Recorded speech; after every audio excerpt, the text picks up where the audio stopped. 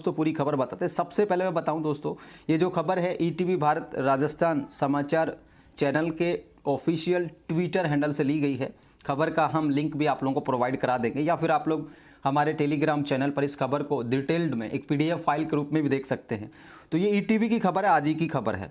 और अब इसमें बताया गया कि राजस्थान में अब नहीं होगी रीट की परीक्षा, शिक्षा मंत्री ने दिए संकेत। देखिए दोस्तों, अब शिक्षा मंत्री भले ये बात कह रहे हों, लेकिन रीट की एग्जाम तो होएगी, ठीक है। लेकिन इसका पैटर्न जो है फिलहाल एक पात्रता परीक्षा और उसके बाद मुख्य परीक्षा, दो तरीके का जो स्कीम गहलोत सरकार लेकर आई थी, उस स्कीम के तहत ये नहीं होने जा रहा है।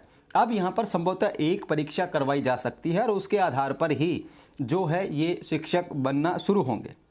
देखिए दोस्तों, राजस्थान में शिक्षक बनने के लिए अभ्यर्थियों को पात्रता परीक्षा, रीट और मुख्य परीक्षा से नहीं गुजरना होगा। प्रदेश के शिक्षा मंत्री मदन दिलावर नए शिक्षकों की भर्ती के लिए एक ही कंपटीशन एग्जाम कराने की तैयारी कर रहे हैं। यानी इनका कहना है कि भाई एक ही पेपर से थर्ड सेकंड ये जो है सारे के सारे शिक्षक हैं वो बना लिए जाएं। इतना आसान नहीं होगा दोस्तों इस तरीके से करना।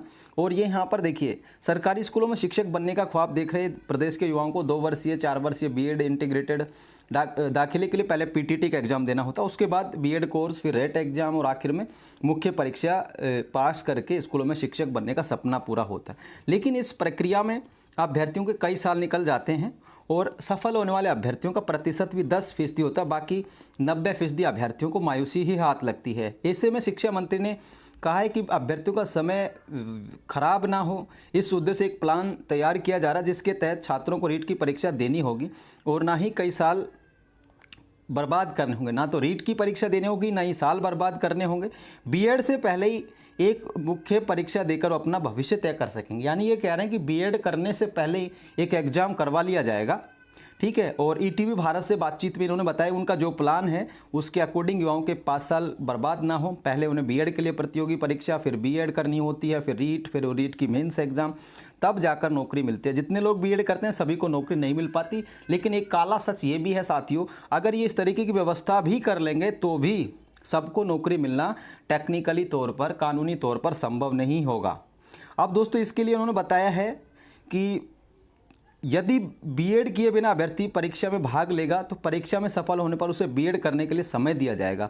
और यदि बीएड किया हुआ अभ्यर्थी परीक्षा में सफल होता है तो उसे सीधे नौकरी दे दी जाएगी। यानी एक तरीके से इस स्कीम को आप इस तरीके से समझ सकते हैं कि एक एग्ज़ाम कराई जाएगी और उस एग्ज़ाम में बीएड यानी कि ग्रेजुएशन पास और बीएड पास 2 तरीके के स्लैब तैयार किए जाएंगे और उसमें एक एग्ज़ाम ली जाएगी। और फिर जो बीएड कर चुका अभ्यर्थी है उसको तो उसके उस अंकों के आधार पर नौकरी दे दी जाएगी, और जो बीएड नहीं कर पाया, जो सिर्फ ग्रेजुएशन बेस पे एग्ज़ाम दे रहा है, उसको बीएड करने के बाद मौका दे दिया जाएगा।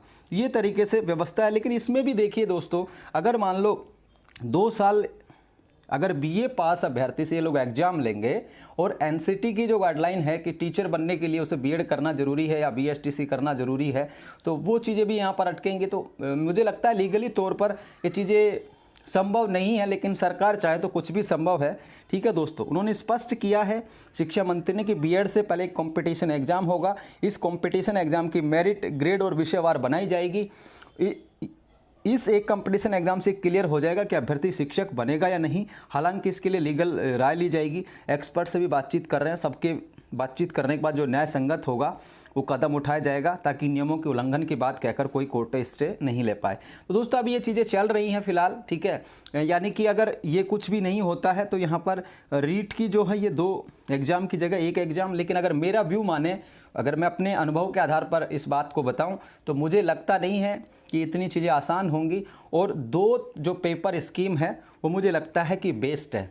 देखिए समय लग रहा है तो वो सरकार को सोचना होगा कि किस तरीके से वो इस तरीके का पेपर बनाए, इस तरीके की भर्ती एजेंसी को सेलेक्ट करे जो लगातार कम समय में इन भर्तियों को पूरा करे, रीट की भर्तियों को। दूसरी जानकारी ये भी है साथियों, इस साल रीट की जो परीक्षा है वो करवाई जा सकती है, ठीक है। आप लोग तैयारी कीजिए। अभी ये सिर्फ मीडिया में आई हुई खबरें हैं, मीडिया में आई हुई बातें हैं, इनका असर जो है नहीं होने वाला फिलहाल, ठीक है। चुनाव बाद स्थिति साफ हो जाएगी। और जहाँ तक मेरा मानना है, मुझे ऐसा लगता है कि इस तरीके की कोई जो बदलाव है थर्ड ग्रेड के लिए नहीं होगा, ठीक है। बाकी तो समय बताएगा साथियों, अभी कुछ भी कह पाना जल्दबाजी होगी, लेकिन अपने व्यू के आधार पर बता रहा हूँ कि ऐसा कुछ नहीं होने जा रहा है। तो धन्यवाद दोस्तों। रीट से जुड़ी हर एक खबर के लिए आप हमारे टेलीग्राम चैनल को ज्वाइन कर लीजिए। यूट्यूब पर हमें सब्सक्राइब कर लीजिए।